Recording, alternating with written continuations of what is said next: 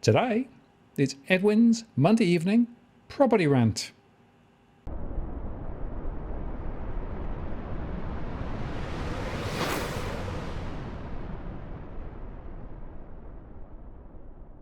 Hello again, it's Martin North from Digital Finance Analytics. Welcome to this post covering finance and property news with a distinctively Australian flavour. Hot and steamy this evening. I think Edwin could be the same way. Hi Edwin, how you doing?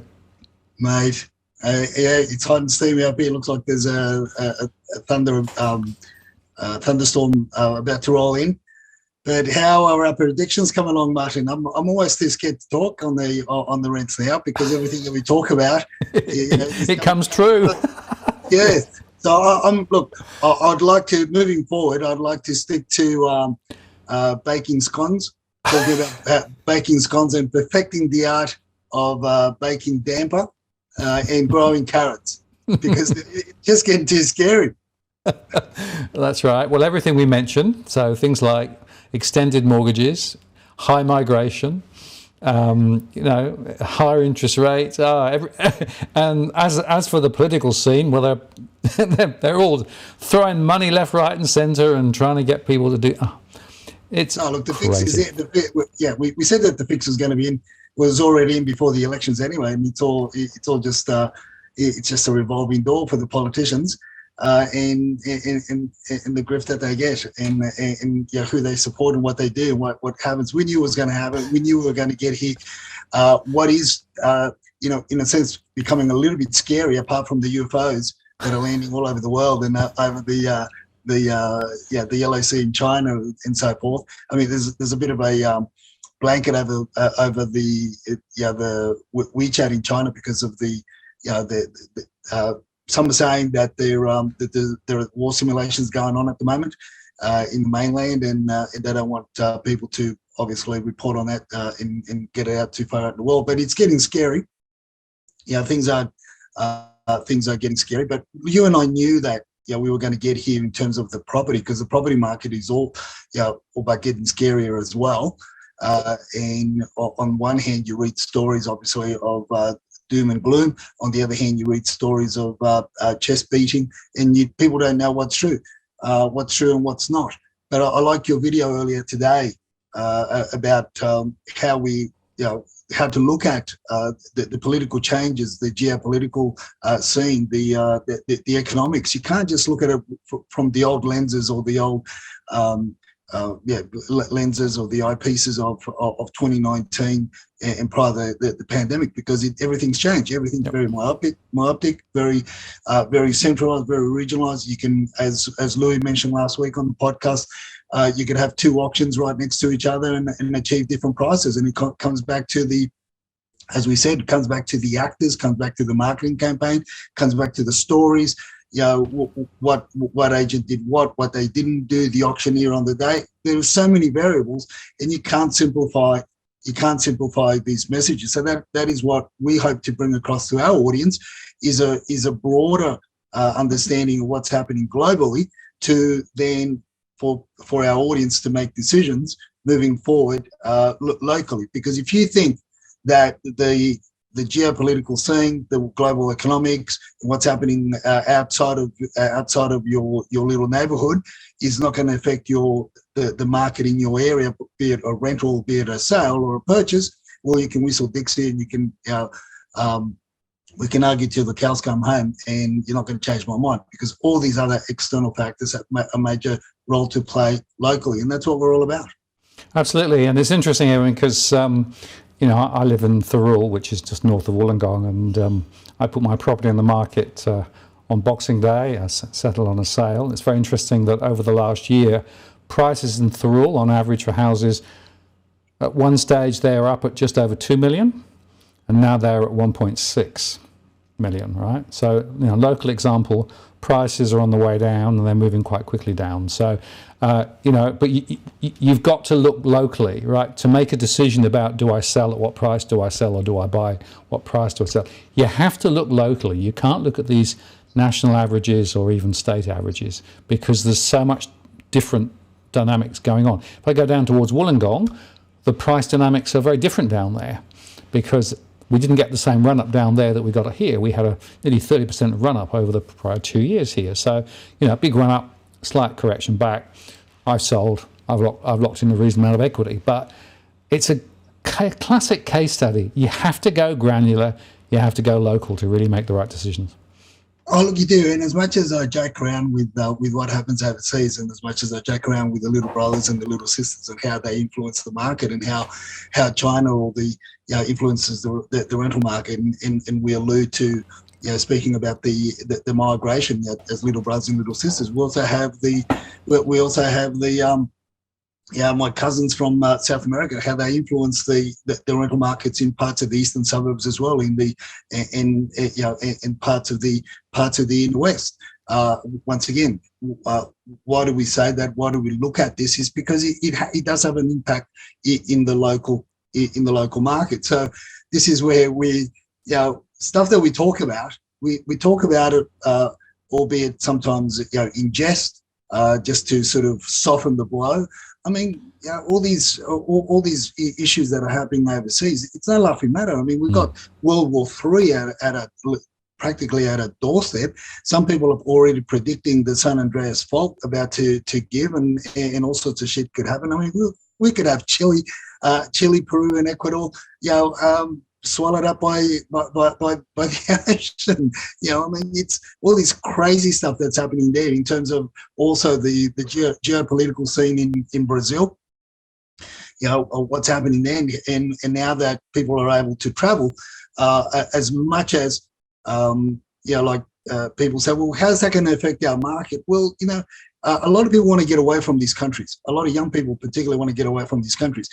One may say, well, there's a lot of poverty, and it's hard for a lot of people to travel, let's say even from South America. Yes, it is. But what you've got is what I believe, and what even talking to our legal eagles in the criminal arena, we've got a huge growth or influx of drugs being smuggled in again, because that's how you get over here from South America. I mean, 1 in 20, 1 in 30 may get busted, or let's say even 50% get busted, but the other 50% that come through, it's a ticket out of the country. It's a ticket into a country that's somewhat welcoming and will give them a potential future. We've discussed about how, when people coming in as students, what the pathway to permanent residencies are, how much easier the government's made it. But does it help our local people is the other side of that conversation.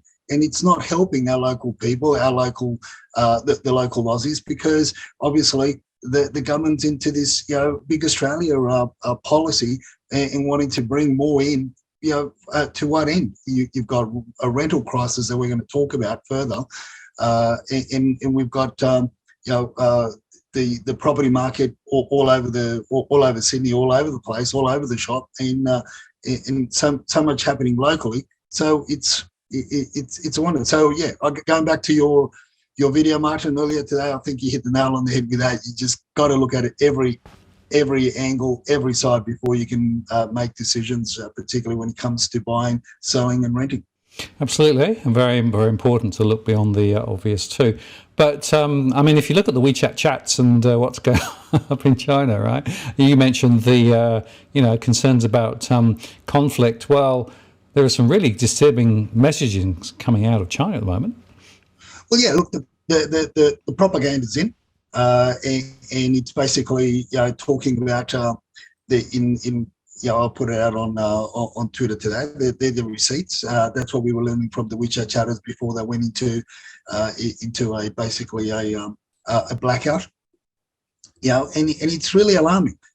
Now, I've already been getting some backlash on Twitter saying, that's not going to affect us. How does that mean? Well, look, obviously, we're looking at this, how it's going to affect the property scene, right? So you've got what you've got now. You've got an announcement, or you've basically got an enactment of a decree of an act coming through in December 2022, the 30th of December 2022. During the festive season, that they passed it through, and basically says that now, let's say enlistment for into the reserves is going to be extended from 18 years of age right up to 60 now. So it's now from this, you and I know we can make an educated assumption, as many WeChat chatterers are doing, and that is a voluntary enlistment. But should anything happen, that will become into mandatory recruitment and conscription. Because once you're in, right? You're in the army. That's it. You're taken in. So what this is doing is creating a fear amongst the WeChat chatterers there, the commentary that's coming out of mainland China. And what we're going to end up getting, Martin, is, as you and I discussed before, the different movements that the youth were going through in China. You had the Tang Ping, the last generation movement, and now what you've got is the run movement or the run shui movement, or run philosophy. Whatever chance you get, you run. So what we're gonna end up with is the middle class there in China, in mainland China, preparing their youth to leave China, and they're gonna do whatever it takes, beg, borrow, and steal, to send them to get educated abroad as a way out before and should things escalate globally into some sort of a war where China takes physical part in it, right? So this is what we're getting now. If people don't see what this is going to further do to our rental market, well then you're running around reading too much of the AFR and too much of the mainstream media, because this is going to put a hell of a lot more pressure. And given the fact that developers, in another article that I was reading today, developers are basically turning their backs on building, and because again, you and I, how long? I mean, it was October or so last year where we started talking about the cost of building a unit, the engloba cost of per lot. Construction of a unit complex anywhere in Sydney went from literally of a second tier builder from 320 to 360,000 per lot or per unit to 520, and that's a second tier builder. So the costs have absolutely escalated. They're saying there's no guarantee, rates going up. They're not sure whether investors are going to be buying off the plan. There's no guarantee. So they're turning their back on construction.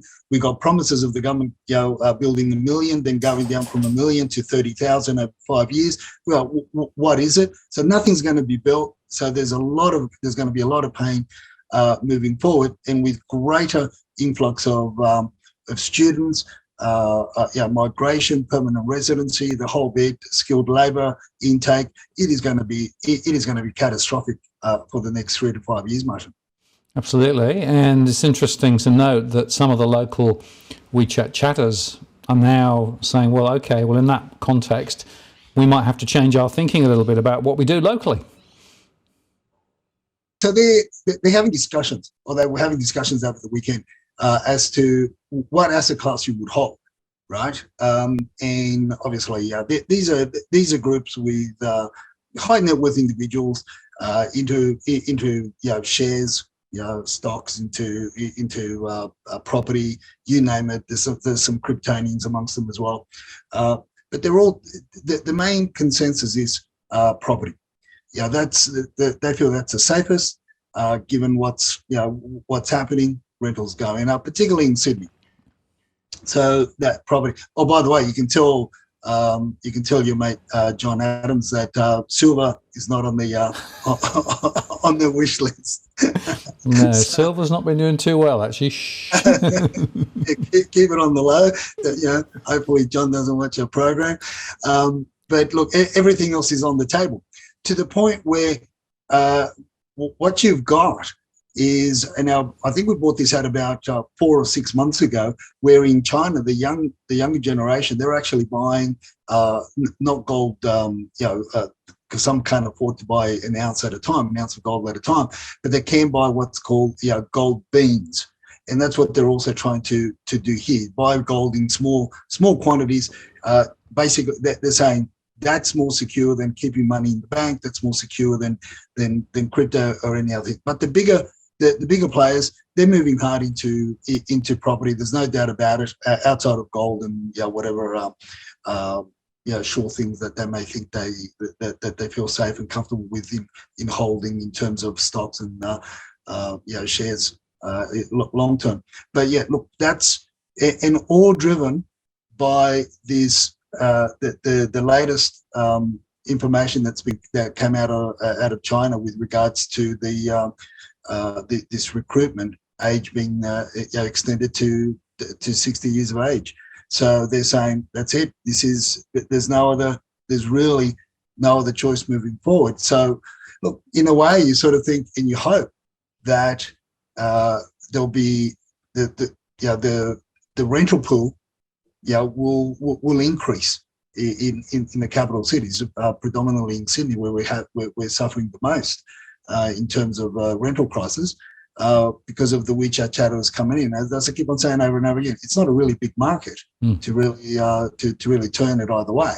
So look, I'm hoping that they do come in droves. The one of the other interesting topics that were bringing up was those that hadn't sold, because if you recall, a lot of them were selling the newer apartments, not the older apartments, but the newer apartments, because there were concerns of issues with how well they were built.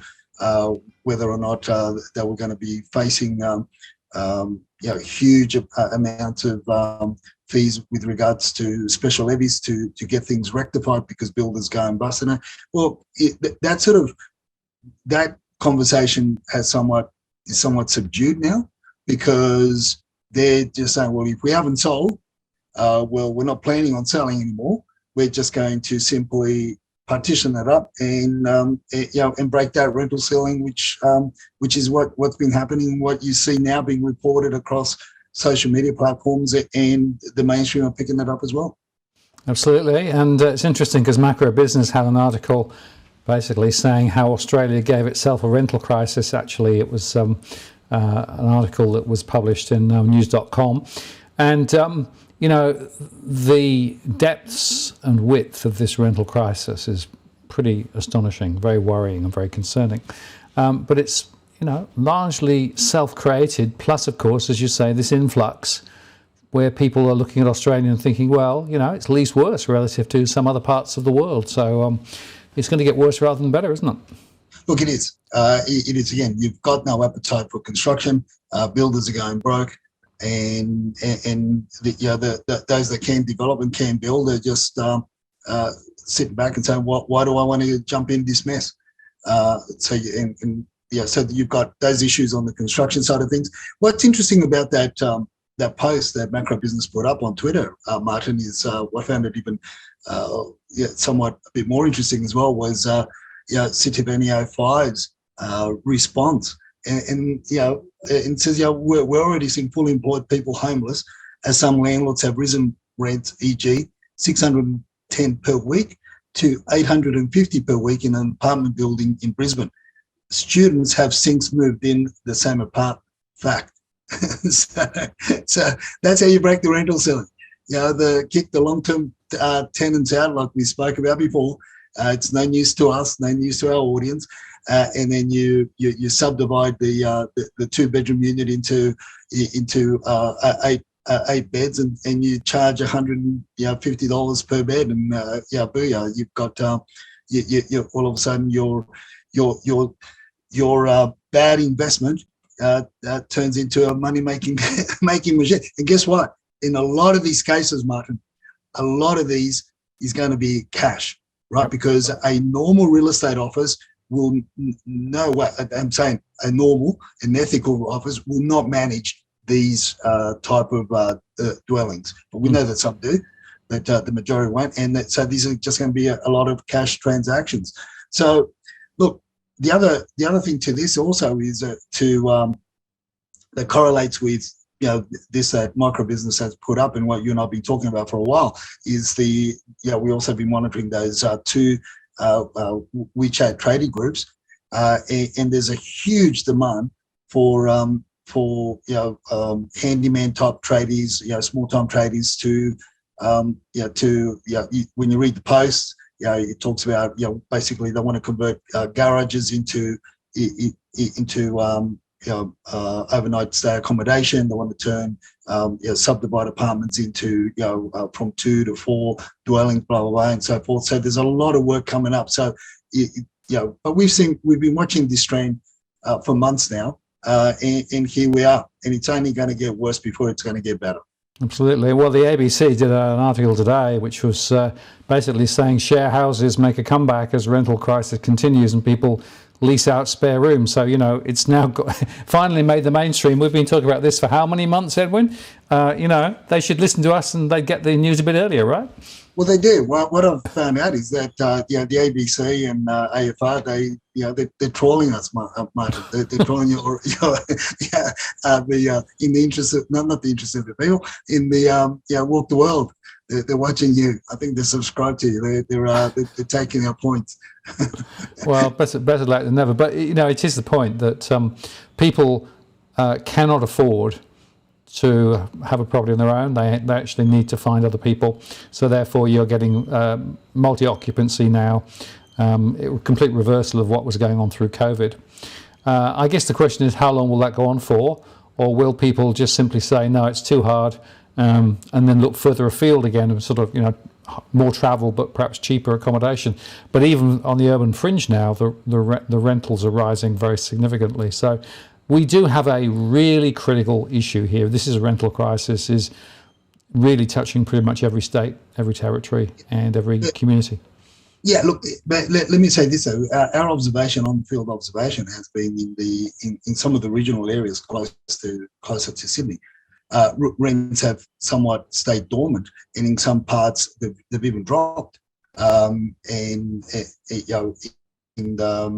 So this is what we've witnessed, and because of the trend that it'll take the mainstream another 4 to 6, maybe 8 weeks to pick up the trend.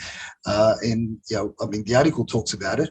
The ABC article talks about the migration back into the city, and other articles over the last few months they've talked about the push to get back into face-to-face work or office type of environment, because at the end of the day they've got to try and save the commercial areas, the commercial hubs of Sydney, in particular the CBD that's absolutely dead. So they've got to try and save that and push everybody back into the offices. Now, so although this trend is exacerbating the rental crisis, because people are coming back from the regions because they've been forced to work back into the city, and commuting is from where they're living in the regional areas, it's just taking too long. It's becoming too tiring for them. So there's a migration. So there's a bit of a downward trend with rentals, rental pricing in some of the regional areas that we're looking at property for clients in and talking to the agents. But this is my prediction.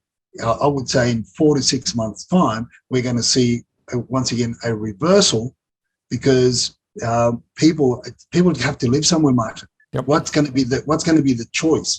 Either live further out, go up the let's say up the mountains, even as far as Lithgow if you have to, in order to be properly properly accommodate your family, or what? Or live in a caravan, or live out of in a caravan in your parents' backyard or front yard.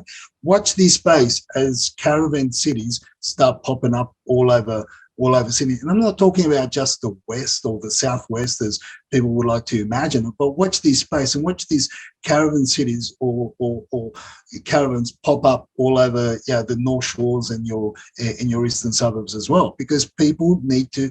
They want to, and in some cases they have to stay local to where they're currently renting. They can't just sort of pick up everything and go and move, because it's just it's too much. In a way, you could say it's a bit of a culture shock going from the east to the west, and then you've got schooling and everything else that you have to take into consideration. Absolutely. Well, it does underscore the horrible trade-offs that people have to make, to find somewhere to live and to afford somewhere to live. But tent cities and caravan cities and portable houses, all of those things are in play at the moment. But of course, if you listen to the media, they'll say, hey, look at Melbourne, auction clearance rates, hey, they're improving, and I guess one swallow doesn't necessarily make a summer though, does it? No, one swallow doesn't make someone, or one auction doesn't make the market, as you and I talked about. And likewise, one politician in jail doesn't make the jail population. Very true. Yeah. Well, but it is interesting how, some of the media is still jumping on these stupid statistics that don't mean anything, and then try and extrapolate a whole new. Oh no, we're nearly at the bottom. The markets are turning. Auction clearance rates are through the roof. No. Just that isn't the right actually way to interpret what's going on at all. No, again, we go back to that whole. It sounds so cliche, but you just got to be so, so granular. I mean, if that was the case, if that I mean, that's a heading. Obviously, that's a clickbait, whatever you want to call it. We're going to look at the figures that I sent to you as well from the last 4 auctions. But look, if that was true, so would also be the auction that we attended with our clients at Winston Hills, for that I reported on that I was commenting on Twitter over the weekend, and this is fact, right? So in March 2022, this individual bought this house, unrenovated, bought this house for $1,450,000, and I would say, based on the renovations that, as we walk through the pre-auction inspection, and so forth, he would have spent minimum $100,000. Let's just round it off to 100. It was probably a bit more, but let's just round it off to 100,000 on that, and plus your stamp duty and everything else in between. And the auction, it got sold at auction, for just over 1.4. So what is that? So does that auction deter the rest of the market? Not necessarily, because it's just pertinent to there was a very highly motivated vendor. Again, the auctioneer was an absolute dropkick. Accepted a bid of $1 million. An individual, wasn't me by the way, put in a bid of $1 million. I would have started at 950 if we were really participating. But things went slow from the beginning, so it just wasn't meant to be. So, but there are a lot of other circumstances behind this this sale. Likewise, without going deeper into this auction in Melbourne that a lot of people are talking about, even on Twitter today. How it exceeded the reserve by over $1 million. I think it was $1.4 million. What was it underquoted? What's the background? It's because as far as I'm concerned, when you get sort of those sort of results, either the agent didn't know the true value of the property, or you underquoted. It can only be one of the two, right? And I stick to that, and I stick to that formula. So, but Martin, looking further. If you upload the table that I also sent you, they are the clearance rates for domain for the last 5 weeks. But it's important to look at the actual sold on the day, to the reported, and to the listed. I mean, it really, what's wrong with this picture is the heading on that one. Yeah, well, the point is, Edwin, that you've got to look at, as you say, at not just the percentage, but you've got to look at the counts. And very importantly, as Louis made this point, if it doesn't sell, often doesn't get reported, right? So it doesn't get counted in the numbers, etc. Yeah, so there's a bunch of things going on here that you need to understand if you're going to start making claims about higher clearance rates equaled necessarily more momentum in the market. It is much, much more complicated than that. And the fact is that most people don't actually do the work to understand what's really going on. And remember, these are aggregate averages. So if you come down a little bit and look at individual areas, again, going back to our earlier point, there are significant differences in different locations.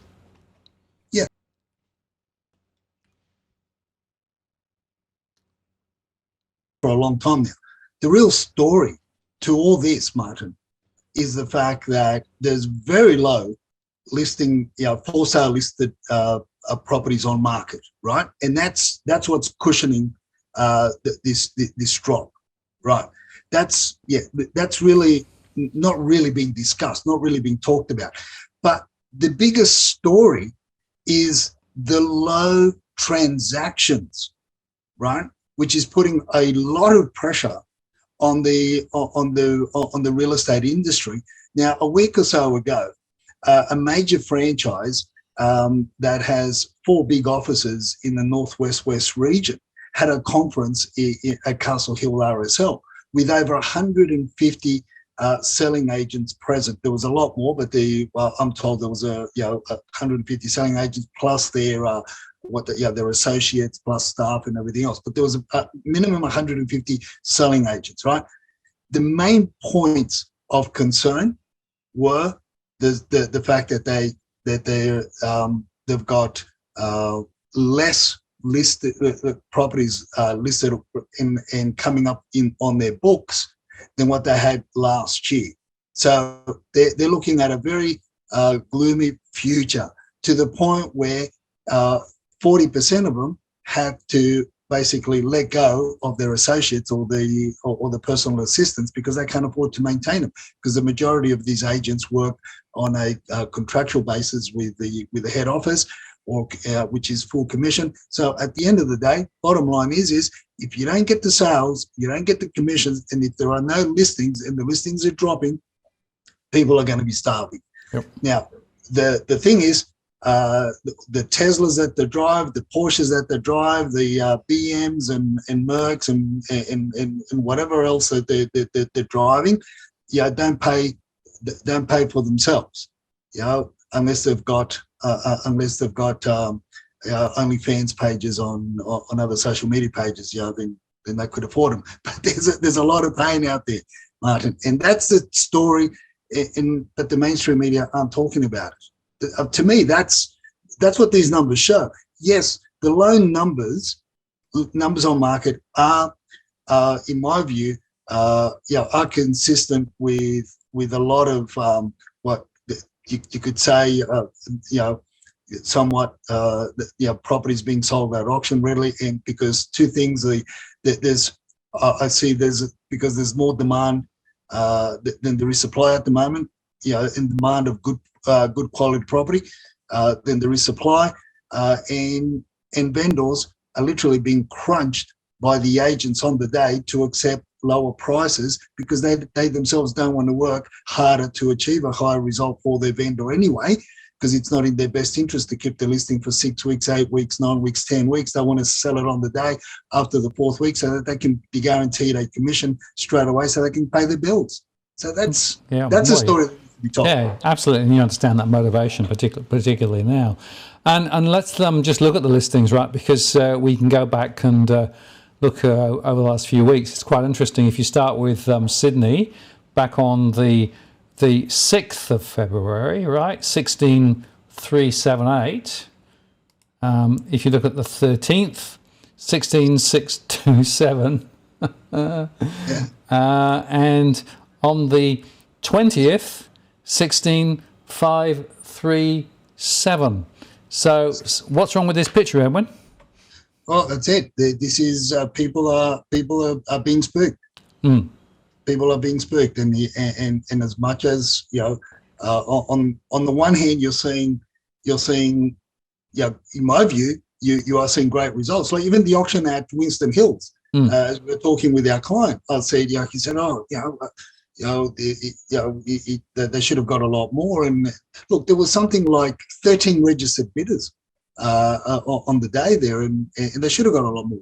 But for the bad marketing campaign that poor owner had contracted, that's his problem at the end of the day. But look, if they didn't have as many people there, and if they didn't have all those groups of people going through the house, and if it wasn't as much interest, because it was well prepared, in other words, renovated, so it was an attractive proposition for the new buyer. but for the Perrottet effect, but for the fact that there were 13 registered bidders, it could have been a worst case for them. If we had more listings on market in the Winston Hills area, currently there's only 10 properties there, or possibly even 9. But if there was, say, 17 or 18 properties listed on the market, different story again. It would have achieved even a lower price. So this is what we are seeing. So the vendor was obviously motivated to sell. Basically, took a major haircut of approximately $150,000 and moved on. My understanding is that there was family issues and had no choice. These low numbers is what's keeping some good results in areas of good property that are presented well to market. And again, you just have to look at things granular. But I believe that as much as I'd hate to, my feeling is that numbers are even going to get lower, Matt. Yeah, it's interesting because I've noticed in my survey results, some of the people who said that they were planning to list have now said, well, maybe not for the moment. We'll wait and see how this shakes out. So people are getting cold feet and thinking, well, maybe I should just hang off. But I did a show the other week on down traders, right? And I was trying to make the point there about down traders have a bit of a dilemma. If you think you're going to need to sell in the next month or maybe year, 18 months, you've got a real question. Do you sell quickly and take a little bit of a haircut and move on? Or do you sit there and just wait and hope that the falls aren't too significant and that you can actually pick up and get a sell later? But, there's so much uncertainty ahead. Many down traders are still saying, well, maybe I should just go with it now. Yeah, but if you could refine that to, I don't know how you could refine it, but if you could refine it to asking, have you had a recent renovation to your property? Mm. Because I tell you, the ones that are hesitant are the ones that the properties require upwards of $30,000 to bring it to to bring it to speed, bring it to market. Look, there's properties out there which, if they spent $5,000 to give it a soft makeover, I believe they would achieve an extra $30,000-$50,000 on the other side, but they can't afford it, and they're presented the front yards, the bushes are overgrown, the fence is falling down, all sorts of things that you could better prepare. But as much as you talk to the real estate agents and they tell you these guys just don't have any money, they just don't have anywhere to get any more money. After we've fleeced them, after they paid the marketing fees, they don't have any money left. So this is something that I would be one to believe that the ones that are hesitant to come on market is because they know they have to spend good money in order to get that good outcome that some are achieving. But if they're not, I'm sure that they're well aware that those in their neighbourhoods that aren't presented well aren't achieving as good as results as those that are. Well, that's right. So, prospective purchasers are being picky, and they've got every right to be, I suppose. Let's look at the Melbourne ones, because that's quite interesting. So on the 6th of February, 24,681 was the total in the Melbourne region. On the 20th, it was 25,189. Spot the problem. Yeah, look, with Melbourne, we're looking at that just keeps on going up, right? That just keeps on moving north. Sydney's keeps listings on market are retreating, but again, I don't really study the Melbourne market. I haven't done anything in Melbourne for over 10 years, so it's really, you've got your surveys. The other anomaly there is that we've brought out before as well is the fact that there's twice as many homes on market than there are apartments. So greater subdivisions happening out there, and people just jumped in, boots and all. But look, I'm going to take a punt, and I'm going to have a guess that because I saw a lot of mortgage brokers promoting Melbourne, 3-4 years ago, even before the pandemic, and buying into off the plan subdivisions in Melbourne.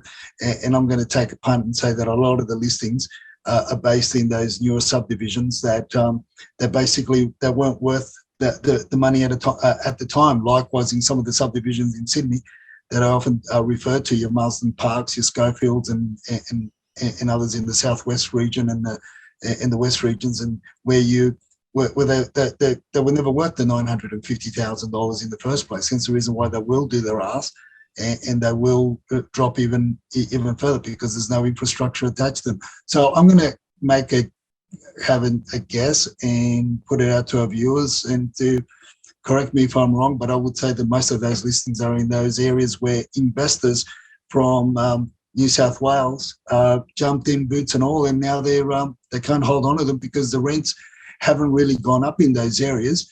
More so to the point, the reason why rents wouldn't have gone up is because the demographics of the population occupying those homes are not ones that would be comfortable with shared accommodation, like some of the communities are here in your Blacktown LGAs and in your Parramatta LGAs and those areas where the communities that predominantly live there, will share accommodate in order to stay in those areas. Well, I'll tell you something about Melbourne, and that is that it has the lowest net income from a rental perspective. So that's after all the costs in the country. And I've been saying for quite some time, as I watch all of these investors piling into Melbourne, just be careful, because the gross rental might not look too bad, but it's the net rental that's a worry. With interest rates rising, that's a real crunch point. So we're certainly seeing in our surveys quite a few people, ex-investors, needing to quit because they just can't make it work. So I think that's going to be a factor, I think, for some time ahead. Let's just move to Brisbane just to sort of complete the picture, because Brisbane's quite interesting. So on the 6th, 4,863 properties, and again, more houses and apartments. And then 4,846 on the 20th. So, a little bit of wobbling around, but not a lot really. Yeah, no, it's steady as she goes. There's nothing really to talk about Brisbane, just the retirement. Well, actually, if you want to know more about Brisbane, I've got a live show tomorrow with one of the people up in Brisbane who's actually right the way across this. The live show tomorrow will be all about Brisbane property, so folks, go check that out. Let's move on and talk a little bit about then the next thing, which is the auctions, right? So the auction stats. Now this is for the 3rd of February first, and then for the 11th of February, going up. Well, yeah, the numbers are climbing. Yep. And then if we go up to the 18th, you can see it's gone up a little bit higher. So it is fascinating what's going on, though, isn't it? Yeah, look, it is. Why? Look, there are a number of reasons why. Obviously, people opt to go with an auction campaign, or as I call it, an underquoted campaign, is because it's twofold, and I think Luna agrees with me. Twofold, and that is one: the agents pressure the vendors to believe that is the best way that they're going to achieve a result, the best result, the best outcome. I don't subscribe to that notion personally. And secondly, it's because again, they are also told that if people commit to purchasing or making an offer that is accepted by the vendor, they're committing with a 10% deposit, as opposed to 0.25% deposit that people could walk away. So they're the two narratives, or the two reasons why the quick commission for the agent and pressure on the vendor to so that the agent can line his pockets a lot quicker. And on the other side is somewhat that security that they would have by somebody committing pre-auction or on the day of the auction they basically, can be locked in with the 10%. And so even if the valuation didn't come in, you've got two choices: walk away from your 10%, or make up the difference by borrowing money from a third party that the bank doesn't know about, so that that can fund you the rest. I'll tell you what's interesting with this, Martin, and this is the question that I was going to raise that I think I raised on Twitter as well, and that is: are we seeing the turnaround in listings on market like we started seeing in 2021 when listings retreated, particularly for homes, went below the 5,000 on market in the Sydney region. If you look at the 18th of February 2023 in that slide there with a highlighted slides there of those ones, you've got on the 11th of February 2023, right, the week before. This is a screenshot taken on the Friday. You had 20,189 open home inspections, right, for that weekend in Sydney. On the 18th last week, the screenshot taken on the Saturday, you had 17,452. That's a big drop. Now, pre the Christmas New Year break, we were averaging about 22,000 open home inspections, till we got to about the third week of December. So, is it just a hiccup? Is it just a bump on a small pothole in the road, or is this the trend now where we're going to start to see a downward trend, as we saw in 2021, where we went into winter with very, very low for sale listings on market, particularly for homes, and people panicked and they were paying silly dollars for money for property. Yeah, well, that's certainly, I think, one to watch. It's difficult to know precisely how it's going to play out, but we'll keep an eye on it. And just to sort of complete the picture, this is the 25th, 26th, so basically still some auctions, but not a huge number, really. No, that's correct when you compare it to last year. Now, if you look at the open house inspection number there, it shows 3,902, because that is what the system picked up today. But when you get that number, you'll see that trend go up. The number go up towards the end of the week, and I usually try to take a screenshot when I remember, either on a Friday night or a Saturday morning, just to keep track of the numbers. But yeah, I'm going to be keeping a close eye on those open house inspections, because that is also going to be telling moving forward, to see what the trends in across Sydney, which obviously is going to have an impact. But the interesting thing is that the sector, the area that's been impacted the most, where a lot of people are more emotional, they've got they're more shitty out there. There's more aggravation, is that first-time buyers. Where the government's being thrown all this money, thrown all these BS policies around, thinking that they're going to help, and they're the poor bastards that are being hammered and crunched the most. Unfortunately, it's sad to see. It's laughable on the one side, but it's very sad as well, isn't it? Because a lot of people's financial position and social position are going to be severely impacted. And this is an interesting chart you put in as well, which was just showing the variation by postcode of the auctions, right? So not all postcodes have by any means the same number of auctions. Darlinghurst 3, Manly 16, I think it is, and Mossman 9. So it shows you. We keep saying this. It varies by location, doesn't it? Yeah, look, it does, and it also varies by the who's the dominant agent in the area, because there are agencies that will push real hard for auctions.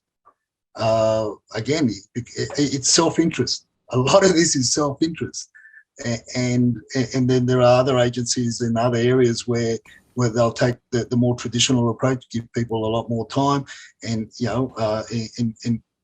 the process may take 6 to 8 weeks to sell. But in my opinion, 9 out of 10 times you achieve a better result. Now, it's interesting. So as we said, I was going to share a bit more on some of the stats that we look at as to what the appetite is for sale by underquoting and other interesting facts for Sydney. But for me, what's really caught my attention is going back to the open home inspections on the day, how many listed, and what the narrative is and what the conversations are that I will be having, and the rest of the team will be having with the agents that we're talking to, and I often talk to just to get some information. But a lot of them are in a lot of pain, and I think their pain because of low listing numbers and low productivity for them is just going to mean that potentially 30% of the industry is going to vacate. Absolutely. And our last and very important warning comes around this particular picture, right? So check the flood maps and the other freely available information. It amazes me how many people don't. When I do my one-on-one sessions, Edwin, I quite often show people the flood map and the planning map and the crime maps, and it's like, oh, we didn't know that was available. It's all there, folks. Just go find it. Yeah, look, it's all there. I mean, this is part of the. We've been following the. Blacktown just keeps on giving. It's just the gift that keeps on giving. It's just one of those things. But look, two properties that we're keeping an eye on to see what goes on, what happens moving forward. As we spoke about, 62 Bristol was the property that got sold under a real hot, steamy auction, both from a temperature point of view because it was hot and sunny, as well as from the interest point of view, which we spoke about in Wackier Than a Conspiracy Theory, where the rear section of the house is not DA approved, but potentially that's $250,000 that could that could basically get a demolition order. So the tip of the week is there are free tools available, and you check the local the local LGAs, the council websites. You can get a lot of information from there. And this is 41 Western Crescent, where I think the sale achieved for that one on the day was 885,000 for a house that's smack bang in the middle of the heaviest flood zone in Blacktown. So when one of our followers and constant view and regular viewers of the show sent me that on DM, said, "Oh, you and Martin would be interested in this." I did a quick survey of it and checked it out. And in the photo there, the leading photo of the marketing campaign, you can actually see that speedboat at the back or jet ski at the back. Conveniently located, clearly. So I figured, I asked the question, do you get the boat with the house? Oh, that's right. But just to really underscore this, due diligence when you're actually coming to purchase a property, right?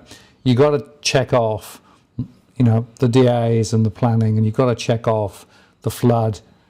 I'd also look at the crime statistics. There's a bunch of things you need to do. And Edwin, I think it's true to say, you cannot rely on a conveyancer necessarily to do all the checks that you need to have done, right? So many people discover stuff subsequent because they don't do the work on the way in, and it costs them an arm and a leg later.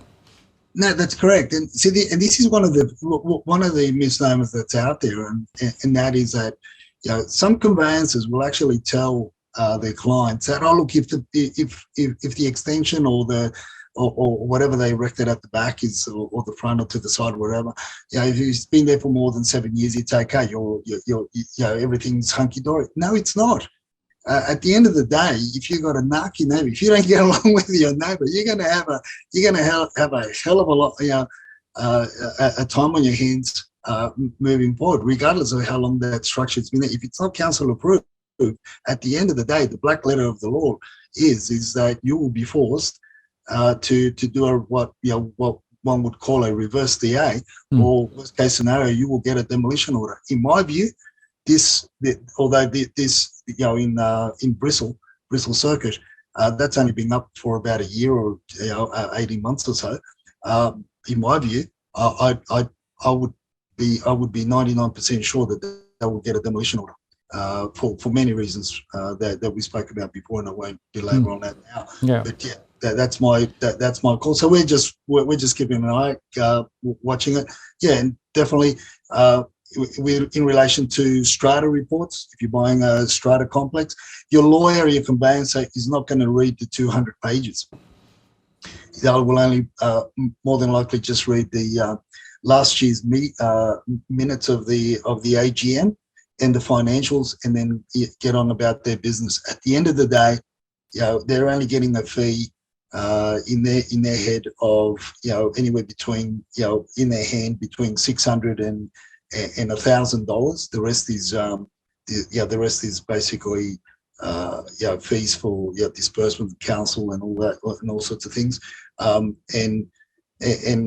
they will spend as little time as possible if they're not as diligent. So just because they've got a practicing certificate and call themselves the solicitors, or even I've heard of barristers doing conveyancing to an extent. Just because they've got those, it doesn't mean that they're going to spend a lot of time on your checking the contract or reading the strata reports. No, absolutely. So repent at your leisure if you've not done a due diligence on the way in. And as we've said before, don't necessarily just take what the vendor provides to you by way of a high-level survey that probably doesn't really cover much. Just be a little cautious. It's worth it because if you actually do find stuff later, it's very hard to deal with it other than by paying through the nose. Yeah. Can I just share a last story before we go? Go on. Right. And this is a great story. So we've got a client. He's in IT. I won't mention his name, but he's probably watching the show anyway. And this guy, and I'm not just saying because he's in IT, he's able to do this, but yeah, he is diligently. So we've started looking at properties. We've gone through a number of inspections. Yeah, so he's basically just starting his property journey, looking at buying his principal place of residence. And so we went and saw a house that was built in and around 19. I thought it was built around 1940. The agent said it was built around 1942. So he sent me a screenshot of what he's dug out, the history of this home back in 1939. I don't know. I mean, this guy's you got to be an IT to dig the stuff there, and it's absolutely. It was fascinating reading. It was at the moment it's a two bedroom cottage. But back then it was actually a 3-bedroom cottage, and it had attached offices. So I can only assume that the existing garage that's on the house now was where the old offices were, because it sits close to a central commercial area, a railway station. So it was just fascinating. So I'm not telling our audience you have to go and do all that, but there are certain historical sites, such as even your domain, your real estate. You can look at historical ads for whether or not the property was rented, so you could see even the change over the years or over 1 or 2 decades of how the property looked in its original developed condition to wear and tear, and to renovations moving forward before the sale, or 1 or 2 sales ago. So, and that's freely available, Martin. And it's great information. Yeah, well, one of the things I sometimes say to people is you can actually do a time walk on Street View in Google, right? So you can actually go back quite a few years, and that's quite educational sometimes to see how a particular area has changed, because that tells you something about, where it's come from, which will give you a clue as to where it might be going. So that's another thing that I often get people to do, is to just go do a time walk and just see where it was. So.